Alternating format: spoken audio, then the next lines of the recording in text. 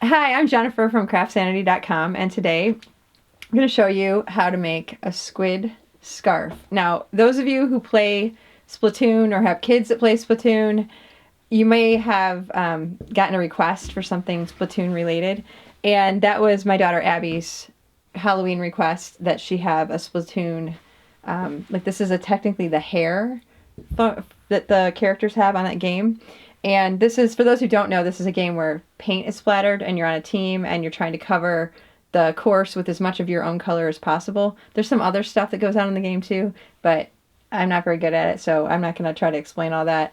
There's plenty of YouTube channels that will give you all those details. So today what we're going to do is show you how to make one of these things. And I have a bun in my hair. These aren't really bun friendly, so I'm going to have Jonathan, who's also from Craft Sanity, step in. Now this is obviously sized for us, for my daughter, but the cool thing about these is it's basically a hood, and then you have your scarf. And then what I did is put like pockets in here, so it's kind of like a mitten as well. So, and if you, I'm gonna have you take your hands out of here, and then turn around for a second. My daughter will actually play video games with the hair, or like I guess the scarf part down her back, like the squid on the game looks like. So it looks very similar as the characters in the game. So okay, John, you can turn around. So John is going to run the camera. But he kindly, thank you for demonstrating that. And we're going to get started. So the first thing that you're going to want to do to make this, I'm going to talk you through the steps, but the most time-consuming part of this project for me was trying to figure out how, like, what size do I make this and what can I do? So I came up with a template, and I am actually selling the pattern in my Etsy shop. There'll be a link at craftsanity.com. You also can go to craftsanity.etsy.com. And this is how it's going to print out. So it looks like we have, I want to say we have 5 pages here, six pages. And what I'm going to do is just cut these out and line everything up and tape it together. And then I like to make my patterns out of freezer paper. So I'm going to just cut these out. And it's kind of a pain when you get a tiled pattern. I admit it's a pain. However, this is the best option we have for you folks, because it beats sitting there trying to draw lines and then erase them and draw them again. And that's what I spent a lot of time doing that. And that wasn't so fun. Okay, and I'm going to tape these as I go. And what I'm doing, as I said, I'm going to use this. I'm going to transfer this on to some freezer paper. Now, there's an elephant in the room. I guess we should just acknowledge it right now. For those of you who are looking at this overhead shot and thinking, Jennifer, oh, really, this seems kind of inappropriate. This is a family YouTube channel, and any resemblance of something that is inappropriate on this table right now is unintended, and it will all turn out okay in the end. I just want to acknowledge that. I am well aware of it. And, but trust me, this will get you to the end game here of making this squid scarf for your child. So it's all just power through. So we have a template here, and as you can see, it's a little unwieldy because it's taped together. And so what I recommend doing, anytime I do any sewing project that requires cutting things out, I grab my freezer paper. You can buy this at your local grocery store. And what I did is I just traced the template, and I ended up with my freezer paper pattern. So now what I'm going to do, the nice thing about freezer paper is that it has a paper side and a waxy side, and this side is it has some lint on it because I've used it a million times. But the nice thing about it is if you put the paper side up, you can iron this onto your fabric and it sticks. And the more you use it, it sticks, you know, a little less well each time. However, you can do this many, many times, and then you just trace another one and you're good. But so I'm going to kind of show you how that works. But freezer paper is your friend. You're going to want to get some of that. And one container of it will last forever. Okay, so I'm going to be switching colors out on you folks, because when I used to do TV segments every week, I would have all the same color, and I'd have like 8 things in progress, and then I'd get home and I'd have 8 of the same color thing, and that's just so boring. So I like color, so we're gonna switch things out quite a bit. We're gonna start with blue. So the way this freezer paper works, the way this template works, I have 5/8 of a yard of just blue fleece, and what I'm gonna do is just fold this right sides together. So once you have your fabric folded, just fold it in half, because what we're gonna do, you don't have to worry about any kind of, we're not gonna have a fold here, so we're just gonna get two pieces that will be independent of each other. And what you're gonna wanna do is move away from your selvage edge a little bit here so you don't have that funkiness going on. And, okay, so once you have everything situated, you're just gonna iron this down. And your template will hold pretty well the first time, so it won't move around on you. And the reason why I do this is because I don't like to have to pin it to then cut, and it lays a little bit flatter. And then the next part is pretty self-explanatory. You just cut this out. So I'm going to switch to purple now, though, just to keep things fun and interesting. Okay, so this is what you're left with when you cut out the whole template. Okay, you have your exterior piece. You need an interior lining piece, and then you need two pocket pieces. So you can't see it marked on here, so I'll show you on this one. This is the template for the pocket, this bottom area. You can trace this separately onto a piece of freezer paper if you want, but what I do is I just leave it, I just use the same piece of freezer paper for everything. And what you're gonna do is just take, this one you do want to do on the fold. So what I do is I line up the freezer paper right on the line here. This is the pocket area. You want this to be doubled. You want the fold to be up at the top, and then I'm just gonna iron this down, cut it out. All right, it doesn't need to be stuck like glue on there. You just want to have it so it's gonna stick enough. I need some little helpers to hand me all my stuff. My word. Martha Stewart is so organized, like when she was doing her shows. I think my show is always going to be a little different than Martha's. That's okay, Jennifer. I will say the test of whether or not your kid likes it is will they wear it, or do you have to force them to? And my child, I wasn't going to do this tutorial until I observed that, and my daughter's been playing Splatoon wearing one of these hats. Scarf, mitten combo things. So we have success here, folks. Okay, so we have the exterior pieces right here. We have the interior piece. Another thing I should point out on this template that we marked here is up here it says where to sew. So when you're sewing the hood part together, you're going to stop right here. So what I'll do when I'm marking, I'll just kind of grab a pin and I will just mark a spot right. I'll just mark the spot with a pin. So when I remove that, there's a pin, and I usually put a red one there so I know that's where I stop. And I don't worry too much about anything else. Put some pins here to hold it together. And then what we're going to do is get these pockets pinned on. So what I do here is these two pieces, with a lot of this fleece, some of it you can't really tell the right and front and back side. When I fold it, I try to fold right sides together. If you can't tell what side is what, don't worry about it. It's not a big deal. Okay, so these pockets, since when we're going to sew this is going to be the wrong side. It's facing me right now, and this is the wrong side here. So what I'm going to do is flip this open. This is the right side of the fabric, and this is going to be the outside of the what's going to be what's facing out in the interior lining. And I just said that in the most convoluted way possible. Bear with me. I'll demonstrate what to do here. And my written instructions will be much clearer since I am a writer. That's my forte. Okay, so what I'm doing, this is on the fold. So this is a piece that I just cut, and it's folded in half. And then I'm just going to line it up with the bottom edge of this scarf. And I'm going to put some pins in here to hold it in place. Now, polar fleece is pretty forgiving, so you don't have to worry too much about, and it stays pretty in place. It has a little bit of stretch to it. You just want to make sure when you're sewing this that you're actually sewing through all the layers.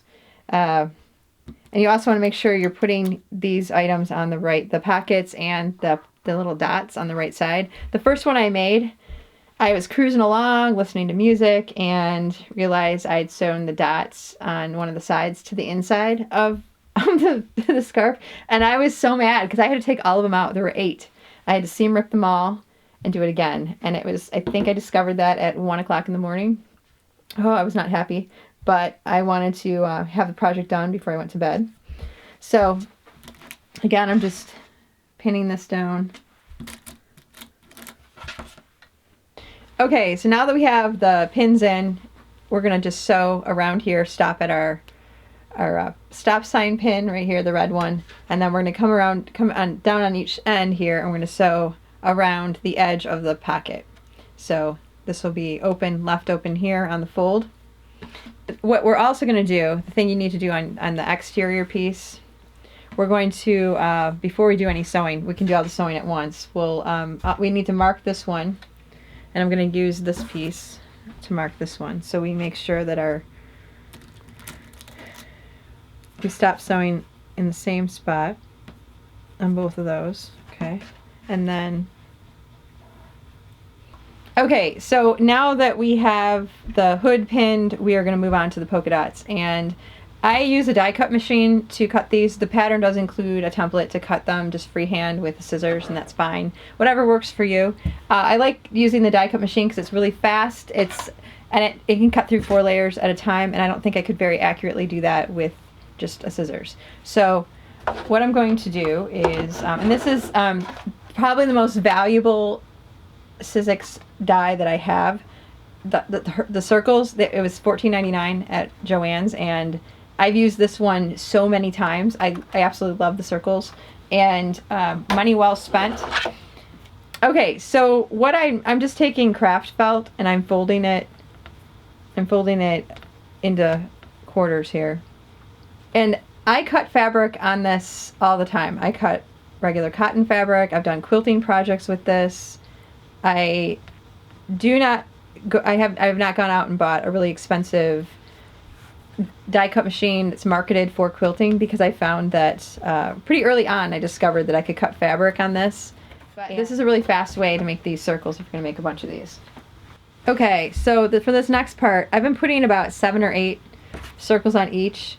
You can make them symmetrical if you want to, but you don't have to. Just keep in mind that these are kind of a bugger to sew on, especially if it's after midnight and you're on a deadline here. Okay, once you get them laid out how you want them, we're going to pin them, and I just put 1 pin in the middle of each one. And my favorite pins are these glass head pins, commonly used for quilting, and they're nice because I can sew right over these. And I know there are probably sewing machine manufacturers who would say don't do that, but I do that.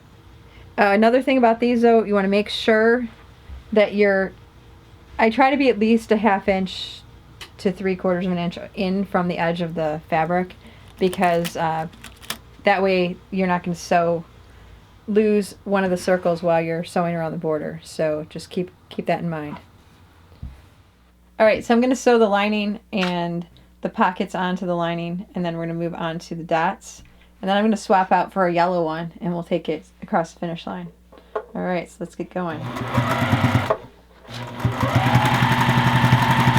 So I just sewed the dots on to the purple here, and I'm going to swap out so this doesn't take too long. So I'm going to swap out to one that I already have the dots sewn on. So I have this yellow one here with some orange dots. So what I'm going to do is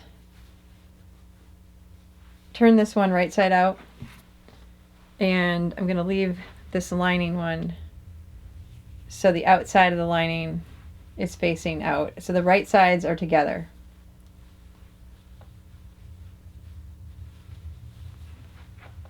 So the pockets will be on the inside. And I need to remove these pins. So that'll be painful when I turn this right side out. So basically we're going to join these and leave a little spot to turn them right side out. So So this involves some pinning here, which can get a little tedious, but I don't recommend. I skip pinning whenever I can, but this is not one of those times because you don't want this to move on you. You want this to stay put. And the polar fleece is a little stretchy. You want to make sure that you're not stretching the fabric. Just let it do its thing. Otherwise, you're going to end up with one wrong side facing out, and pockets on the inside or dots on the inside. And I've done all these things, folks. I'd like to save you the time from having to redo it, because seam ripping is not fun. Okay, so I pinned this all around the edge and I'm ready to start sewing. I have white thread in the bobbin and I have some yellow to match the outside color. It's kind of nice if it just looks, you know, the white thread is on the white and the yellow thread on the yellow. And I start sewing at the back on the scarf portion of this, and I start sewing a little ways from that back seam, the join of the hood, because that's a part that you want to make sure lines up. And you want it, the big thing is you want to make sure that when you come back around that you stop and leave enough space to put your hand into the inside so you can turn it right side out. Now let's see if I remember to do that when I get around, because sometimes I don't. We'll see how it goes.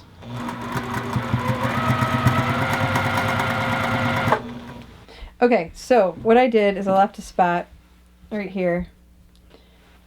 So you stick your hand in and you go down here and just pick up the fabric here. Now you can clip these, but I found that you don't have to, and honestly, I've been making a lot of them, so I'm going for the fast option. So you can just use your hand, push that fabric out. And then you could press this if you wanted to. I don't do that either. I just kind of finger press it as I'm sewing, because this will be top stitched. And like I said, if you want this to be super precise, by all means, go ahead and iron to your heart's content. Just be careful you don't burn the fabric. You just push the hood in here.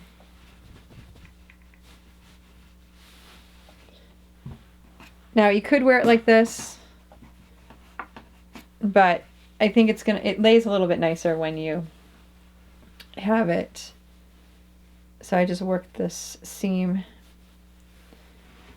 and then I'm going to top stitch along there with the yellow. Make sure that when you start sewing, make sure that whatever color you're using, and that you have your bobbin, you have your spool of thread up here. You want to make sure you can see that top color, because otherwise you're going to have white thread on the yellow or whatever color you're using. Now these are pretty obvious things. I'm only saying these because these are all mistakes that I make at 2 o'clock in the morning. So if you're stitching late at night, I'm here to help. This is the opening. I usually start sewing. Those of you who sew, you have your own methods. Do your thing. You can turn the video off and do your thing right now. Those of you who have never made something like this before, you fold in the edges here. And I do put a couple pins in, and I start sewing when I'm going to top stitch. Anytime I have an opening to close here, I want to start stitching right before that opening and do that first. And it saves a little bit of time. You're like, wow, this is going really slow. If you kind of find your seams and pull that fabric up, and again, you can iron, definitely can iron. I'm just kind of doing some finger pressing here, and I think that's going to be okay. So we're going to go around the edge, and then let's see how this thing looks.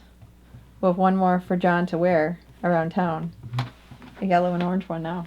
Are you excited about that? Oh, yeah. Yeah, he looks really, really excited. He's so excited he's about to take a nap. Okay, so... How would that look with, the wind blowing through my hat on a bicycle, That actually would look good, especially if you're on a banana seat bike, a vintage banana seat bike, popping a wheelie. All right, so we have Splatoon scarves in mass now. I have a whole pile of them. I have a couple more over here.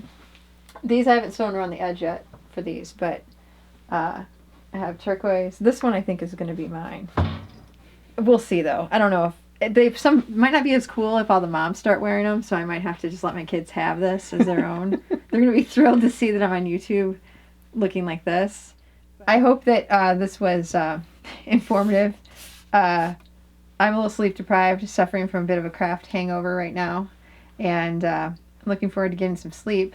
But I'm also glad that I was able to figure out how to make one of these before Halloween. So you have a little bit of time left for the 2015 Halloween. I think Splatoon is only going to pick up speed. It's a fairly new game. So if you're seeing this after this Halloween, I think this is something that your kids might enjoy wearing to school as more and more kids get the game, get into this, and they're just warm. Yeah. I really do. I need to make something that's, I don't know, a different theme, but same kind of concept because this is really warm. I could type with these. Make them with the fingerless Splatoon scarves or squid scarves. Yeah, we'll work on that and check back later to see if we come up with something. But you can go to craftsanity.com to see the link to the pattern. We're going to have a download in the Etsy shop. And it'll be very affordable. So head over there and check it out.